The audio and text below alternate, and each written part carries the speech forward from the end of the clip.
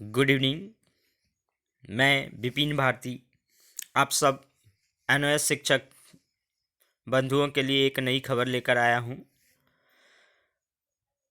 समस्त देश के 14 लाख शिक्षकों एवं 2.5 लाख शिक्षकों, बिहार के 2.5 लाख शिक्षकों के लिए खुशखबरी है। बिहार सरकार ने भी एनओएस डीएलएड की डिग्री को मान्य करते हुए इसे बिहार शिक्षक बहाली में शामिल करने का फैसला किया है।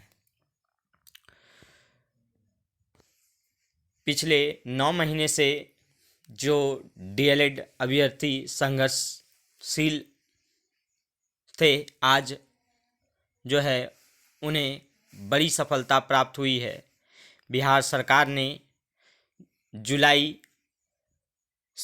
में सीटेट या टेट पास करने वालों को इसमें शामिल करने का फैसला किया है। तो मोस्टली तो एनएस डीएलएड वाले जुलाई सीटेट ही हैं। तो आइए सुनते हैं बिहार प्राथमिक शिक्षा के सचिव रंजीत कुमार सिंह ने इस बहाली के बारे में क्या कहा है और बिहार सरकार इसे कैसे बहाल करने जा रही है, उसको हम सुनते हैं। की गई है जो 18 महीने की कोर्स थी, पहले उसको एनसीटी ने ही मना किया था, जिसके चलते हम लोगों ने जब वैकेंसी निकाली थी तो आप लोगों को नहीं दिया गया था मौका। लेकिन जब माननीय उच्च न्यायालय में आप लोगों ने रीट किया, रीट के बाद जो डिसीजन आए थे उसमें कहा गया था कि 30 दिन का समय देना है डीएलएड के जो स्टूडेंट है और वैसे स्टूडेंट डीएलएड के जो कि टेट भी पास है, तो उनके लिए एक अपॉर्चुनिटी जो है एनसीटी ने फिर से दिया है। क्योंकि एनसीटी को हमने ही पूछा था कि क्या हम डीएलएड को अलाउ कर सकते हैं, तो पहले उन्होंने ना कहा था। उसके बाद जो हाई कोर्ट के हिसाब से उन्होंने कहा था कि अलाउ किया जा सकता है। तो फ्रेंड्स, डीएलएड को अलाउ कर दिया गया है। अब इसमें किसी भी तरह की कोई भी आपको शंका नहीं होनी चाहिए, बिकॉज अब आपके लिए खुशखबरी है कि आपको समय दिया जाएगा और आप उसमें अपना एप्लीकेशन जो है वो दे पाएंगे, पहली बात। दूसरी बात है कि जहाँ तक डीएलएड दिसंबर की बात है, तो डीएलएड दिसंबर को लेके दो तरह की बातें हैं। पहली तो यह है कि जो वैकेंसीज हम लोगों ने अनाउंस किया था वो अगस्त की वैकेंसीज थी। अगर अगस्त की वैकेंसीज को हम कंटिन्यू करते हैं तो दिसंबर वाले को मौका नहीं दिया जा सकता है।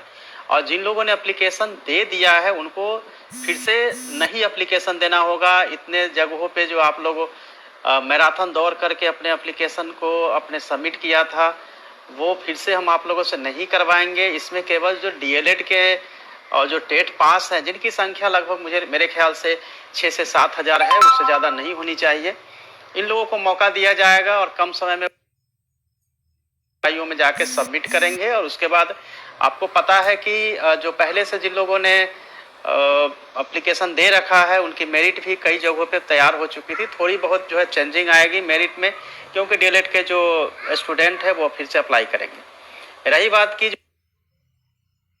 लगता है कि हमें अपॉर्चुनिटी नहीं दी जाएगी, 4 साल में एक बार होता है, तो ऐसी बात नहीं है।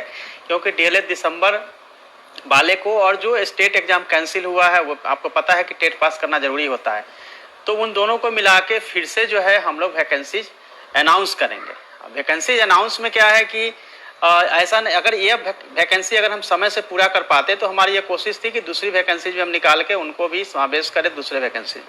बट इतना जरूर है कि जो दिसंबर डीएलएड है उनको अपॉर्चुनिटी इलेक्शन के बाद मिलेगी, क्योंकि हम इलेक्शन के पहले यह कोशिश करेंगे कि अभी जो रेगुलर नियोजन की जो कार्रवाई चल रही है उसको ससमय पूरा करवा लिया जाए और आप लोगों की जो अपॉइंटमेंट है उसको सुनिश्चित कराया जाए। लेकिन ये आपको पता है कि इस बार हम लोग नियोजन उन्हीं को करेंगे जो जिनका सर्टिफिकेट का वेरिफिकेशन कहीं से भी, बोर्ड हो यूनिवर्सिटी हो, वहाँ से हम लोग करवाएंगे। उसके बाद ही उसके लिए 30 दिन का समय दिया गया है। लेकिन एक बार मेरिट में आप सेलेक्ट हो जाते हैं तो फिर अपॉइंटमेंट लेटर में थोड़ी डिले हो सकती है ड्यू टू उनका चेक जो करना है हमें सर्टिफिकेट के, उसके चलते कई छात्र छात्राओं का यह रिक्वेस्ट था कि आप अलाउ करिए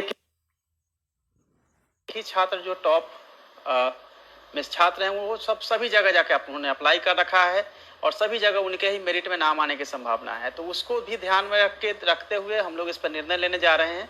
और एक बात और आपको जानना जरूरी है कि लॉकडाउन के चलते ही या फिर अभी सोशल डिस्टेंसिंग के चलते ही आगे की प्रक्रिया नहीं की जा रही है। हाई स्कूल को भी लेकर यह है कि हाई स्कूल में जिन लोगों ने अप्लाई कर रखा है उनके मेरिट लगभग सभी जगह तैयार हो चुके हैं, और जब तैयार हो गए हैं मेरिट तो उनको जैसे ही समान स्थिति होगी, जब लगेगा कि लोग मुफ्त